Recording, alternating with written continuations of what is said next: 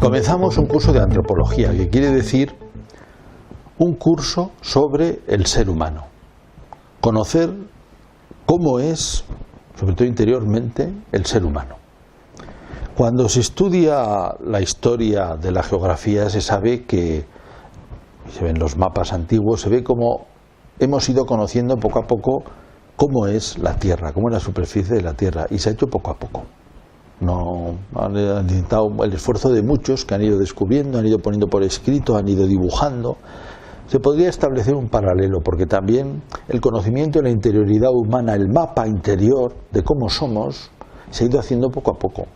Hoy manejamos muchas palabras que ya no resultan familiares: inteligencia, voluntad, libertad, afectividad, sentidos, intención. Todas esas palabras tienen una historia y suponen un conocimiento de la interioridad que lo ha hecho alguien. Se ha hecho mediante análisis interior, análisis muy cuidadoso, porque primero hay que identificar los fenómenos interiores, hay que distinguirlos, hay que ver cómo son, y esto se ha hecho en la historia. Y justamente la antropología es esa parte de la filosofía que se dedica especialmente al conocimiento del ser humano. Es filosofía, incluso es una parte que se hace con un método filosófico. Del hombre podemos conocer muchas cosas con un método experimental. De hecho, toda la medicina supone el conocimiento del cuerpo del hombre, de su fisiología, con todas las ramas que tiene la medicina, ¿verdad? Los distintos aspectos, también por ejemplo la neurología, el estudio del cerebro, etcétera, ¿no? También hay una psicología experimental que accede a algunos aspectos del comportamiento humano, o incluso una sociología, un comportamiento social. Bien, son desde luego experiencias interesantes que se suman a los conocimientos que tenemos, pero hay un aspecto interior que es un campo enorme, porque la interioridad humana es enorme, que solo es accesible por este esfuerzo filosófico de análisis, y hay que hacerlo muy bien.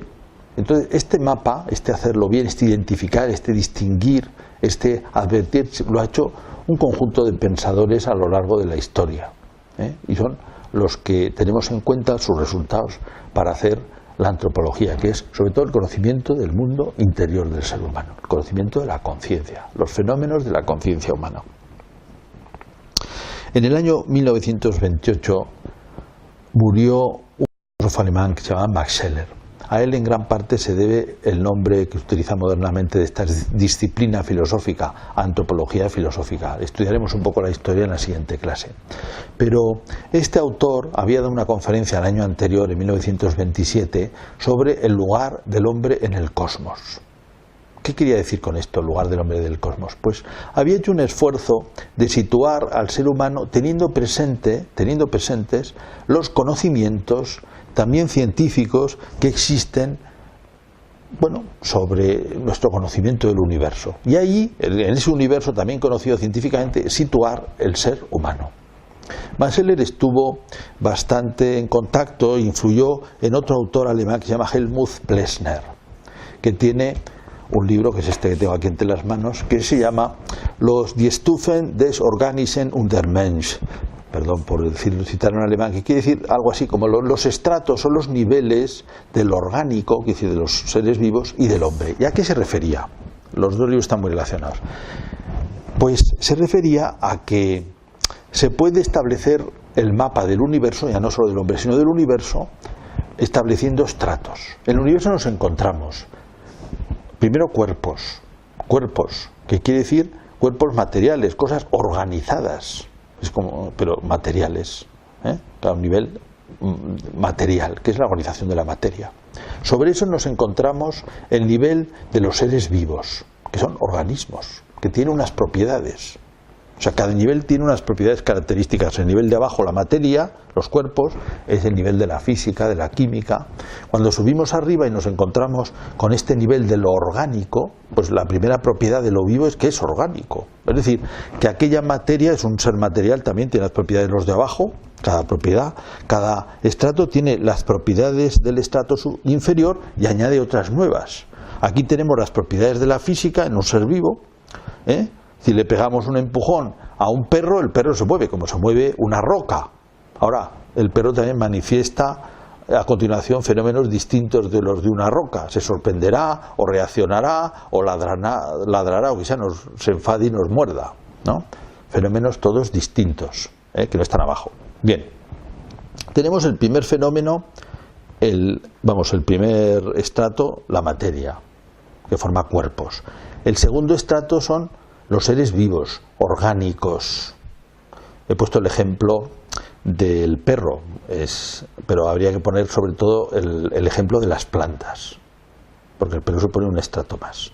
Las plantas son simplemente seres vivos, orgánicos, son materia, son seres compuestos de materia como los de abajo, como una piedra, como una roca, está compuesta de materia. Pero aquí descubrimos que hay tejidos y esos tienen funciones, hay partes que realizan movimientos y propiedades, y todo en conjunto se mueve. Es un organismo porque todo reacciona en conjunto y tiene propiedades características de la vida, como son la alimentación, el crecimiento, la reproducción, también el ciclo vital, ¿no?, de origen, desarrollo y muerte. Estos son, rápidamente dichas, las propiedades de lo vivo, que no están en las propiedades de toda la materia. Esto tiene las propiedades de la materia y además las propiedades de lo vivo. Si subimos un estrato más, que es el de los animales, el del perro que hemos mencionado, pues descubrimos el perro tiene reacciones, percibe el entorno, se mueve, pero se mueve por los deseos que tiene, conoce y reacciona. Puede tener miedo, puede tener hambre, hay un estímulo y respuesta, hay un esquema de estímulo y respuesta, y estamos en el campo de la psicología animal, del estímulo-respuesta, psicología con propiedades nuevas, un tercer estrato. Pues bien, hay un cuarto estrato que es el propio del ser humano, cuando descubrimos otros fenómenos que son los propios de la autoconciencia. La autoconciencia, conciencia a veces se entiende en el sentido de conciencia moral. No, aquí estamos hablando de autoconciencia, o sea, en definitiva, el yo consciente con todo el abanico tan enorme de fenómenos que tiene, que los vamos a ver después rápidamente.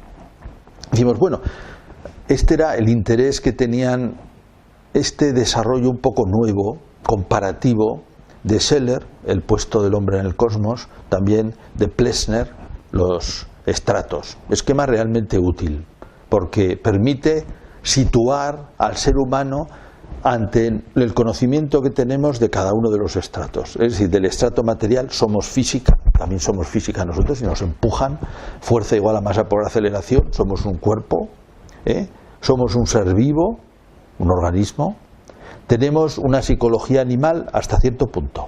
Aquí el propio libro de Max Scheler ya mencionaba cómo el espíritu necesita una cierta disminución de algunas propiedades de la psicología animal. No podemos ser tan impulsivos como los animales.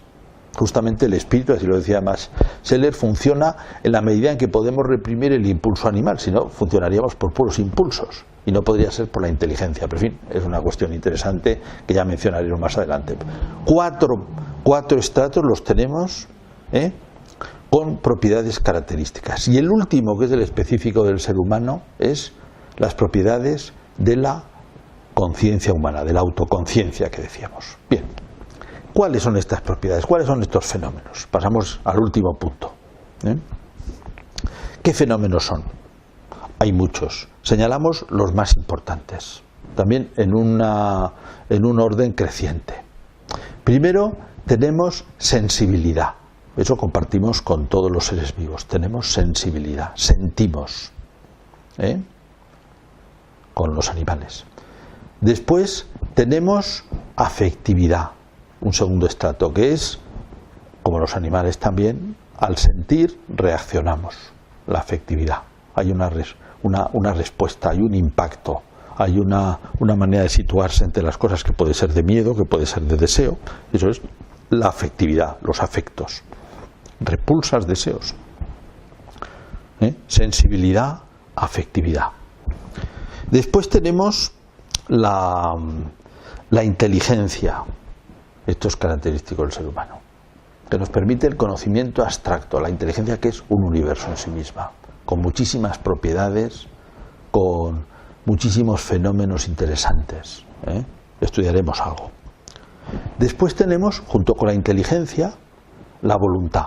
La voluntad es la capacidad espiritual de tender. Espiritual quiere decir la capacidad consciente de tender. Yo tiendo conscientemente porque quiero, esa es la voluntad, esa es la voluntad. Tendencias espirituales. Bien, junto con esto, precisamente en ese tender y querer, aparece el acto libre, como un fenómeno que merece un estudio también muy detenido, muy profundo, porque ahí es donde se juega una característica tan peculiar del ser humano, que es la libertad. Aunque la libertad está relacionada con las dos características otras, que son la inteligencia y la voluntad, la libertad. El exceso, la supervaloración que tiene en nuestra sociedad la libertad hace olvidar un poco el complejo del ser humano. Inteligencia, voluntad, libertad. La libertad no es lo único, claro. Y diríamos, pero es un poco la coronación, el acto libre. ¿Cómo es el acto libre? Bien. Tenemos, hasta ahí hemos visto cinco características del ser, de la conciencia humana: sensibilidad, afectividad, inteligencia, voluntad, acto libre. Pero hay más. Vamos a decirlas rápidamente, sin, digamos, multiplicar el número de cosas que decimos.